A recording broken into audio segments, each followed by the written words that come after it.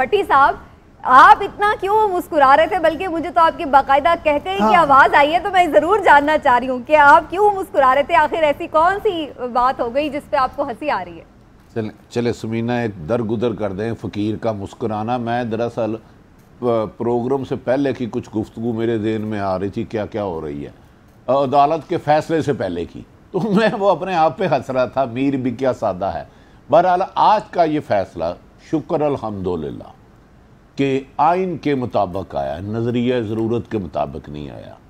जो लोग ये कह रहे थे कि दरमियानी रास्ता, मैं पहले दिन से कह रहा हूँ, जब तक आप मेरिट पर फैसले नहीं करेंगे, गलतियों की सज़ाएं नहीं देंगे, तो आप बेहतरी की तरफ आगे नहीं जा सकते। यकीनन वज़ीर आज़म इस फैसले में दो चीज़ें हैं। क्या गैर आइनी फ़ैसला करने की कोई आइन में गुंजाइश है? वो तो मैं आपको गुजारिश करूँगा कोई आइनी एक्सपर्ट ले लें। और दूसरा, जो वज़ीर आज़म ने प्रेसिडेंट साहब को एडवाइस भेजी थी, उसे भी गैर आइनी करार दे दिया गया है। अब क्या इसकी आइन में क्या है? लेकिन बज़ाहिर ये फ़ैसला जो पहले आज 2 दिन से रिमार्क्स थे, ऐसा ही लग रहा था कि फ़ैसला हो जाएगा और यही होगा। लेकिन इसमें सुप्रीम कोर्ट ने, मेरा ख्याल है, वज़ीर आज़म मोहतरम इमरान खान साहब के लिए सरप्राइज़ देने के लिए कोई मार्जिन ज़्यादा नहीं छोड़ा। ताहम वो उनका अपना अख्तियार है, जो फ़ैसला करते हैं। लेकिन इस फैसले के मुताबिक हफ्ते वाले दिन नया कायदे अवान चुना जाएगा, वो शहबाज शरीफ हो या कोई भी हो, तो यकीनन जो आएगा भट्टी साहब अभी भी बड़े सरप्राइज दे सकते हैं। अब वो प्राइम मिनिस्टर हैं और फुल पावर्स के साथ हैं।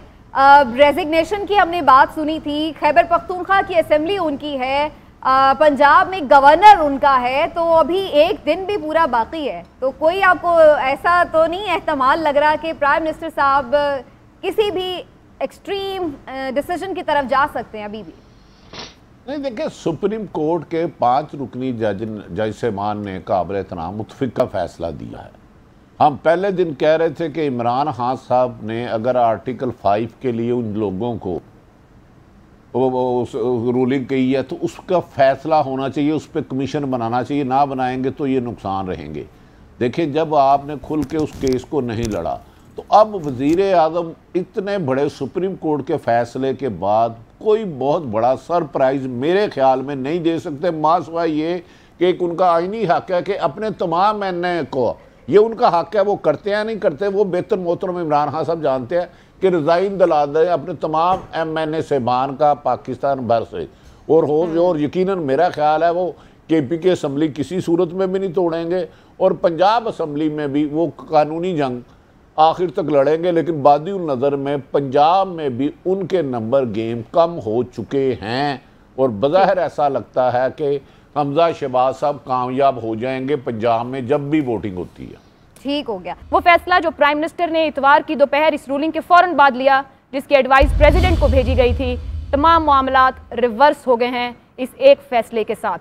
तहरीक अदम एतमाद बहाल, कौमी असम्बली बहाल, और एक बार फिर से ये पूरे मामलात इतवार की दोपहर 12:15 जहां थे वहां पहुंच गए हैं।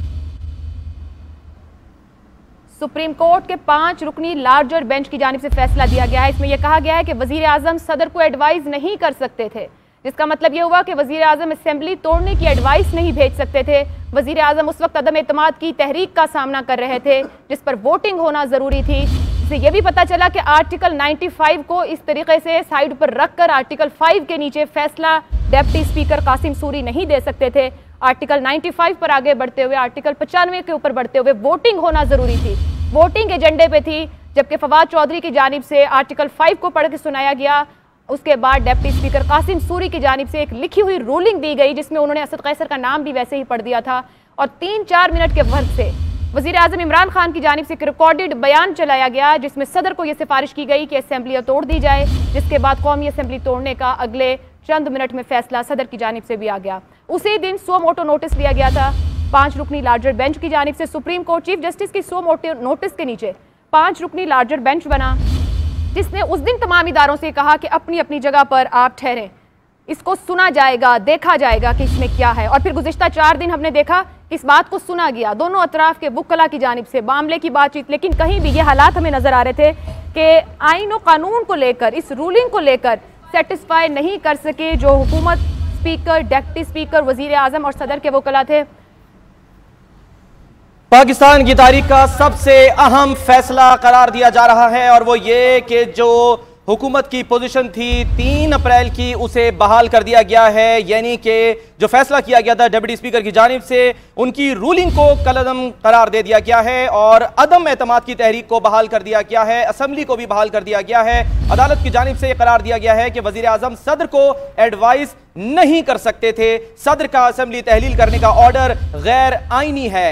अहम तरीन मामला, अहम तरीन समाअत और 5 रुकनी जजेस का बेंच जिसने ये फैसला सुनाया है, मुतफ़िक़ा फैसला सुनाया गया है। इससे पहले तमाम तर जो फरीक़ैन थे उनको सुना गया, उनकी बात सुनी गई, उनके दलाइल को सुना गया और दलाइल को सुनने के बाद ये आज अहम तरीन फैसला दिया गया है और ये पाकिस्तान की तारीख का अहम तरीन फैसला करार दिया जा रहा है। वो फैसला जिसकी बुनियाद पर इमरान खान का यह कहना था कि एक बैरूनी साजिश हो रही है और उसको मद्देनजर रखते हुए, उसे बुनियाद बनाते हुए, आर्टिकल 5 को सामने लाते हुए डिप्टी स्पीकर कासिम सूरी की जानिब से एक अहम फैसला दिया गया था और उन्होंने तहरीक अदम एतमाद को ही रद्द कर दिया था। लेकिन अब डिप्टी स्पीकर की रूलिंग अदालत की जानिब से कलअदम करार दे दी गई है। जी हाँ सलमान, इस हवाले से एक और अहम जो बात सामने आई है वो ये कि तहरीक अदम एतमाद पर वोटिंग अब हफ्ते के रोज 10 बजे करवाई जाएगी। अहम खबर आपको दे रहे हैं, बड़ा फैसला सुप्रीम कोर्ट का जिसके लिए सभी को इंतजार था और ये फैसला सब जजेस का मुतफ़िक़ा फैसला है। किसी ने इस फैसले से इख्तलाफ नहीं किया।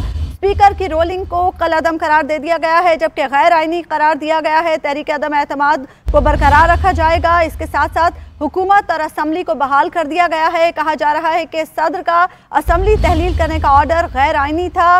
वजीर आजम सदर को एडवाइस नहीं कर सकते। अदालत की जानिब से ये अहम और बड़ा फैसला दिया गया है जिसमें यह भी कहा गया है चीफ जस्टिस की जानिब से कि तहरीक अदम एतमाद पर वोटिंग अब हफ्ते के रोज 10 बजे करवाई जाएगी। जी हाँ, ये डायरेक्शन दे दी गई हैं चीफ जस्टिस की जानिब से। हफ्ते के रोज कहा गया है, यानी कि हफ्ते को होगी 9 अप्रैल को सुबह 10 बजे ये वोटिंग कराने का कहा गया है। यानी कि तहरीक अदम एतमाद को बहाल करा दिया गया है।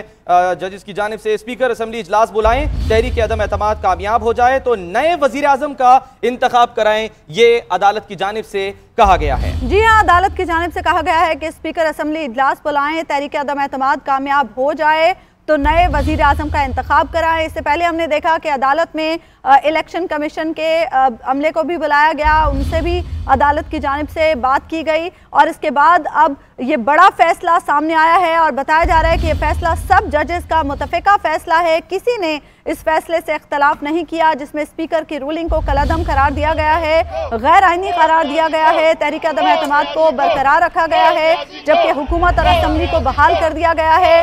कौमी असम्बली की तहलील कलअदम करार दे दी गई है। इसी पर मजीद बात करेंगे अपने नुमाइंदे बाबर अब्बासी से। बाबर, बताइएगा जो फैसला सामने आया उस हवाले से।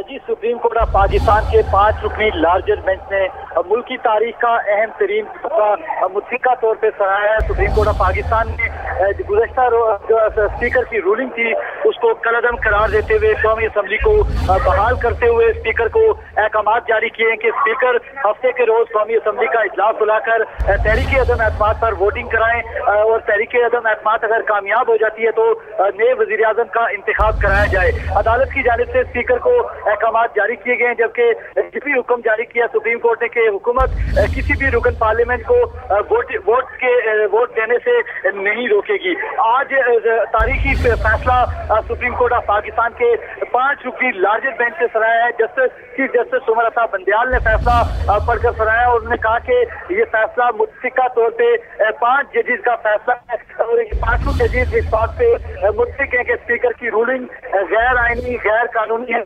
लिहाजा की रूलिंग को कलअदम करार दिया जाता है। वज़ीर आज़म ने स्पीकर की रूलिंग के बाद जो सदर को एडवाइस की वो भी गैर आईनी है, जानिब से जारी अहकामात भी कलअदम जाते हैं। अदालत की तरफ से कौमी असम्बली को ये हुक्म जारी किया गया है कि स्पीकर कौमी असम्बली आर्टिकल 95A के तहत जमा कराई गई तहरीक अदम एतमाद पर वोटिंग कराएं। हफ्ते के रोज कौमी असम्बली का इजलास बुलाया जाए और 10 बजे इजलास बुलाकर वोटिंग कराई जाए। अच्छा बाबर, ये बताइएगा कि ये तो डायरेक्शन दे दी गई, कह दिया गया कि स्पीकर इजलास बुलाएं, लेकिन दूसरा मसला ये है कि स्पीकर के खिलाफ तो खुद अदम एतमाद जो है वो लाई गई थी, तो उस पर फिर क्या होगा?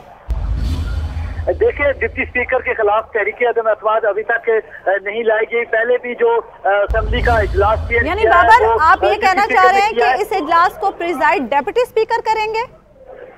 देखिए, सदर मुमलिकत की जानिब से कौमी असम्बली का इजलास तलब करना है। सदर मुमलिकत कौमी असम्बली का इजलास तलब करेंगे और डिप्टी स्पीकर जो है उससे जो उसको जो कार्रवाई है उसकी वो चलाएंगे, क्योंकि तहरीक अदम एतमाद पहले ही स्पीकर के खिलाफ जमा हो चुकी है।